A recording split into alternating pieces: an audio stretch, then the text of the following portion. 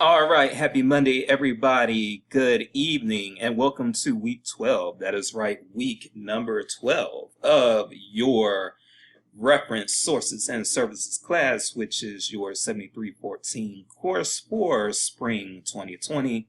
As always, I am your professor, Dr. Jace Austin, and yeah, we are going to do a few course updates, and we're going to look at one resource today. So I know I say this a lot, but we're going to try to keep it timely tonight. We're going to try to keep it within 20 minutes. I also hope for those of you who actually watch this tonight, which I know a lot of you will watch it, if you watch it at all, will watch it through other times of the week and not necessarily, well, not necessarily tonight. So, but if you do watch it tonight, we do have the town hall going on for Sissel tomorrow. I put an announcement in the course for that. Dr. Bosler would love to see you all there. So if you can make it out, please do. We want that feedback. Now we are still, as you can see from the fact that I've still got this beard going, we are still on our stay-at-home orders for COVID-19. And yeah, I can say that over the weekend, even though I haven't seen him since I was a child, I saw, and it's been kind of weird actually. So I grew up in North Carolina and in Virginia, even though I claim North Carolina because I love North Carolina a lot more. But I did spend some of my childhood in Virginia, and one of my pastors when I was in Virginia was, and I'm actually just going to show you, was this gentleman here, Bishop Gerald Otis Glenn. And there is, the reason I'm showing you all this, if you all go to the Richmond Times-Dispatch and look for Bishop Glenn's, look for this article about Bishop Glenn, it'll tell you a few things about him that I just, the problem is, and you might have seen it, there's a New York Post article, and this, by the way, he lived in Virginia, nowhere near New York. There's a New York Post article about a pastor who defiantly held a church service and ended up dying of coronavirus. That is my former pastor that the New York Post is kind of putting on blast there. And I'll admit it's kind of eerie, but I will say that he did himself no favors. In this situation, however, the last few weeks of his life don't define the totality of his life. So having said that, if you have lost family, friends, no matter how long it's been since you've seen them or coworkers or what have you, to the coronavirus, you have my sympathy and my empathy, and please continue to keep yourself safe if at all possible. So with that said, what we are going to do now is go into the course for a few course updates, and then we are going to just look at LearningExpress Library really quick. Probably take all of 10 minutes to do that, which should put us out of here in 20 minutes. So let's do it. Let's dive in. All right.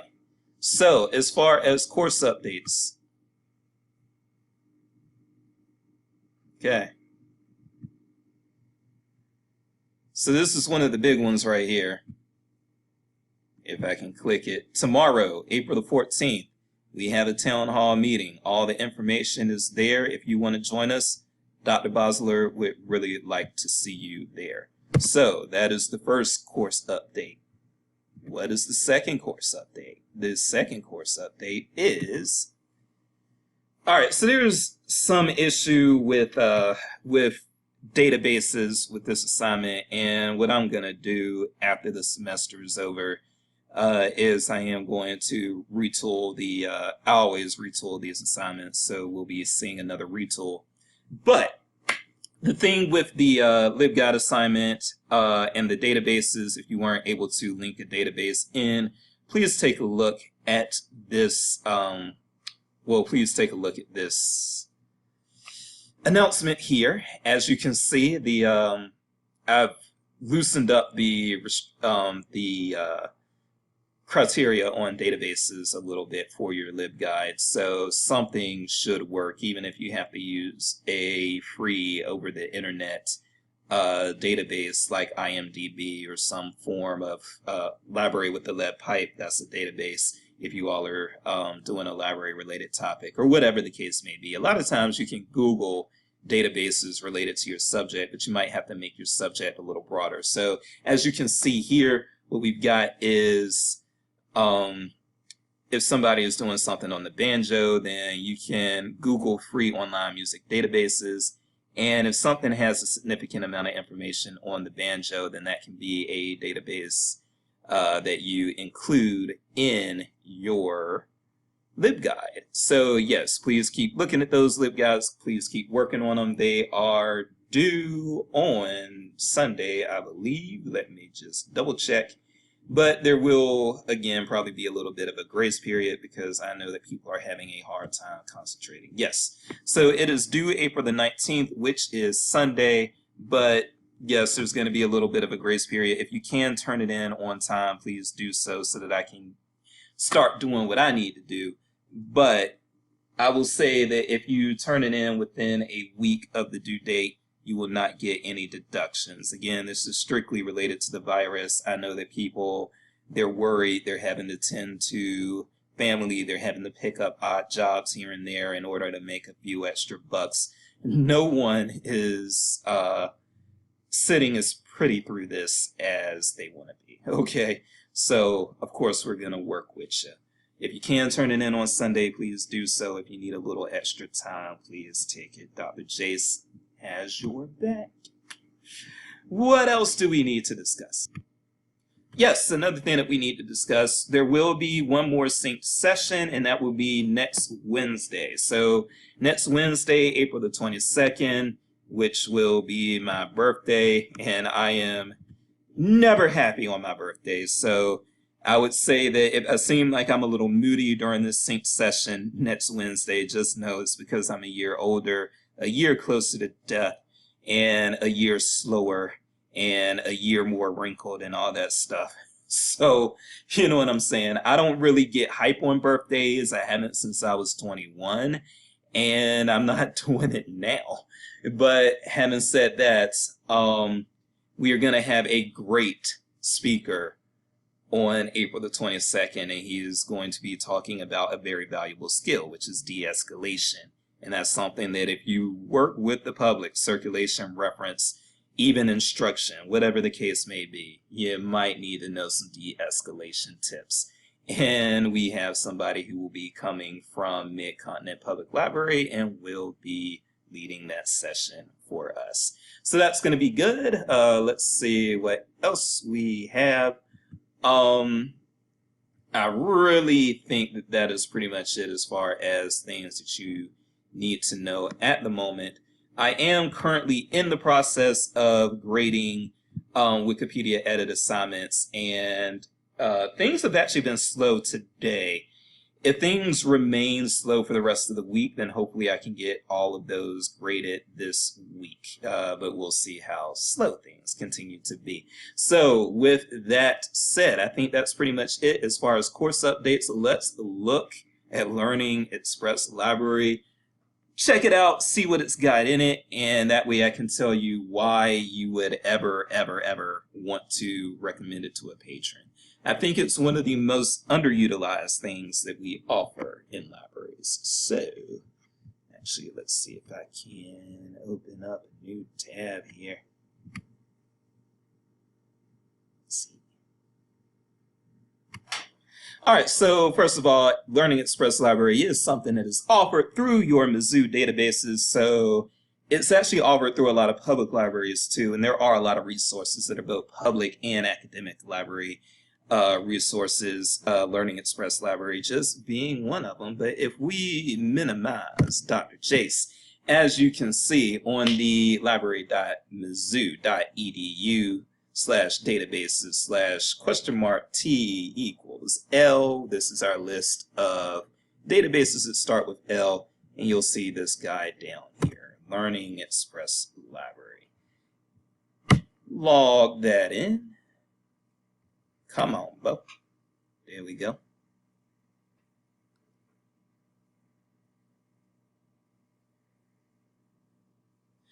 All right, so Now, I don't have my login for this. The first thing that you're going to want to tell patrons, if you ever recommend LearningExpress Library for a patron, is you're going to just want to let them know that they really do need to create a free, and you always want to put that word free in there. They do want to create a free login for this resource. And if they do that, then they can have their progress maintained on things that they are, like if they're doing modules within this, their progress will be maintained and that sort of thing. So yes, encourage them to create a login so that they'll have the full features of this database, but then also let them know that the login is free. Once they create it, it's free as long as they have that library membership. Okay, so I am not going to log in though because I am a bad instructor. But what I am, because I haven't created a Mizzou login yet, and I'm just not going to do it now. I'm going to get this done and then do some other work that I need to do. But so when you come into LearningExpress Library, what you're going to have, this is going to be your overview page, and all of this stuff has very good use. Resume and cover letter builders. First of all, I'm just going to be honest, and this is not meant to be mean, even if it sounds mean, but I am on the admissions committee for CISL. So I am one of the people that looks at applications for students who come in. It's not just me, it's several people, or should I say potential students who come in. Not just me, it's several people. Some of your, I'm not calling out anyone specific, but some of your resumes are, they're just not good. And what we want to do is we want you all to have good resumes and betas and what have you going on to the job market. So if you need some resume help, first of all, there are a lot of resume books in pretty much any library that I know of. So you should be able to look there. But resume builders and cover letters, this can be a very useful resource for those of you who may want to vamp up those resumes that you have. Okay, so if I were to log in, then I would be able to take this pretty much as a step-by-step sort of a step-by-step resource in order to improve my resume. So you have that, and then there are several other centers, as they call them. So you have School Center, College Students, Adults, Computer Skills Center, Test Preparation, which is a big one, and so that's the one I'm going to start out with. This is for if you're trying to earn a GED or something of that nature. And as far as the career prep, I know that that's useful too. But I haven't actually had many opportunities to recommend that to people. But the career prep can be very useful as well. So what we're going to do is we're just going to kind of look at some of these things, and I'm going to talk about them for the next 6 minutes or so. And then you will be able to go on about your business. But I do just want you all to get an overview of how this resource works. Again, it's offered through Mizzou, so you have access to it, so you can create your own profile and start getting better at it if you would like. And you might even learn a new skill if you start playing around with it. So let's do this. Okay, so we're going to make me small again. The first thing that I am going to go into again is going to be the college admissions and preparation. So the reason why this is important is because this is a thing that happens at a lot of public libraries, but it's not something that they teach you in library school unless you've got me as a teacher, and then they are teaching you this in library school because, hey, I'm just that good. No, not really. But anyhow, so one thing that they don't tell you in library school, and there are a lot of there are millions of little lessons like this, is that a lot of times SAT, ACT, and those sorts of exam prep books and materials, they don't come back, okay? People check that stuff out and they never bring it back. And that is a problem because a lot of people come to the library hoping, to the public library in particular, hoping for what? SAT prep. Yes, yes, yes. Or ACT prep or even GRE. all of these various things, but they're in there and they're looking for that stuff, and we can't find it.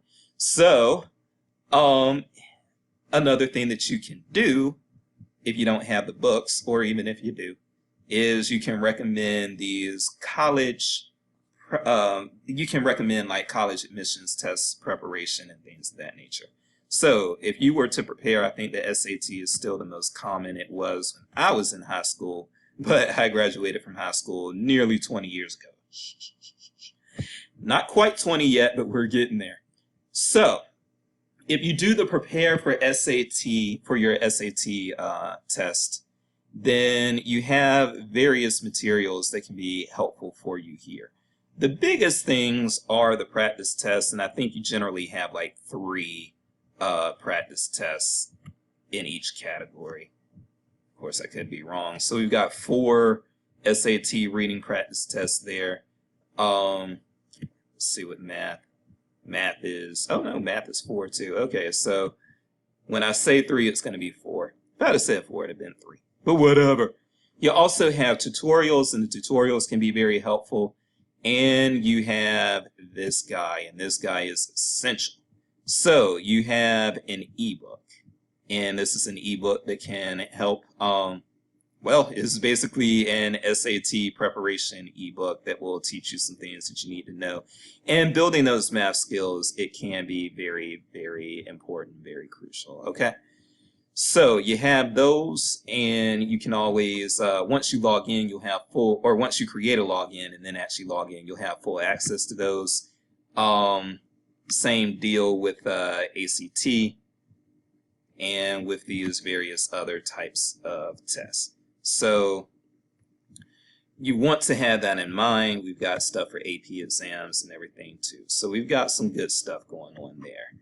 Let's go back to our centers, and let's go to, man, okay, give me 25 minutes. I knew this was going to happen. Okay, so we did the college prep. Now let's look at the college test prep, and let's look at the school centers. Again, we'll do this very quickly, especially for middle and high school students who need some extra reinforcement. But, and you'll be dealing with people of all economic walks of life, and some, you know, a lot of these kids, a lot of kids where I came from, you know, they don't have the money for tutors and this, that, and the other. So they got to make do however they can. And so the school center can be very useful. Let's go into high school. School center can be very useful as far as providing some and again, most of this stuff is interactive. So as far as providing some extra reinforcement, math, science, even social studies, and then of course you got English here.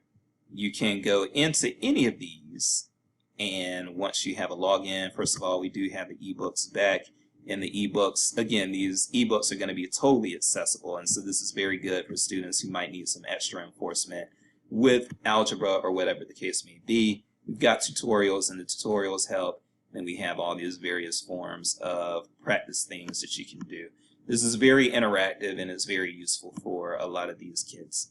Biology practice, if you go into the sciences and social studies just aren't as vamped, just to keep it real with you. They do English and math very well. Social studies and science, not so much, but that's okay. All right. So you can play around with that a little bit. You have elementary and middle school. Those are going to require different things. Oh, Lord, I didn't even know there was such thing as a high school entrance exam. So, again, Dr. JC is old. We did not have high school entrance exams way back in my day. All right, so Computer Skills Center. This is another good one to know. Actually, since I couldn't go to the overview, let me go to the overview here. Okay.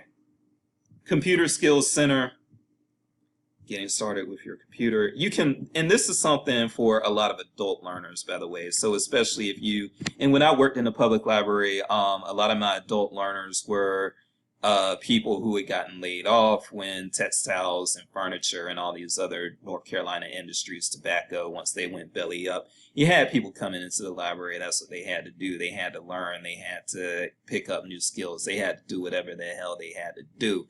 life is rough and you got to make do. So they were coming our way. And so, you know, some of them even just needed help learning how to use a computer in general. Then once they get past that, they need help with the internet. If they need help with computers, just be prepared to be helping them for a while, because if they need the help with the computers, then this is too far in advance for them. They got to start somewhere. So help them with the computers. You might also want to help them with getting started online. But once they get started online, they can do some self-directed learning here. Popular tools. Look at all of these. Now, I don't know when the last versions of some of this stuff came out. So obviously they could probably stand to, I don't know if 16 was the last version of PowerPoint or Excel or Word. Seems like kind of a long time ago. But hopefully if there are more updates coming, then those updates will end up in this database. You also have some of the Adobe suite here. So Illustrator and Photoshop, not necessarily, again, sure how recent these versions of Photoshop and so forth are, but that's what we're dealing with, okay? And then understanding your operating system, I have not even gone into that. Never really needed to, but definitely you will have people who are looking for help learning Adobe, Illustrator, or Photoshop, or any of the other Adobe products or the Microsoft products. Now, another thing I'm going to say is lynda.com, which is a database that is offered through a lot of libraries, including Mid-Continent Public Library.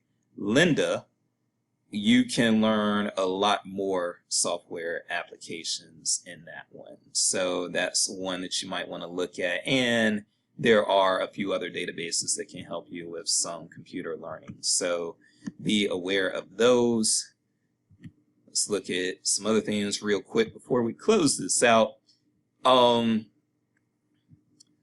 students, you can use this for reading, math, and whatever skill reviews you have. Job accelerators. So this can be a resource that you use in order to familiarize yourself with, or for a patron to familiarize themselves with what would be good careers for them. They can explore some occupational outlook, even though there is an occupational outlook database that is also highly useful for that and kept more current than this, so forth and so on. Even tools to get you hired. Hell, a lot of you are going to be on the job market soon, so maybe that's something that you wouldn't mind looking at. And career preparation. So this helps when you are, especially if you are looking to go into specific fields, and those fields have, like we all know that nursing, I think is, what is that test called?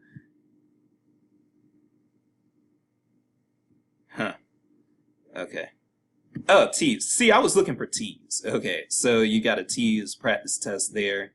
But if you're going into law enforcement, electricity, culinary, whatever, you have a lot of your exam prep here in the career examination thing. Now, the final thing that I'm going to tell you, and once I finish telling you this, will be pretty much at 25 minutes.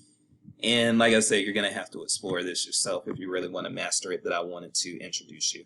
So also you can use the search function. So if you put in GRE, because there isn't something that really takes you to GRE neatly, then you will get this type of overview page, and you will also get a breakdown of types of resources here.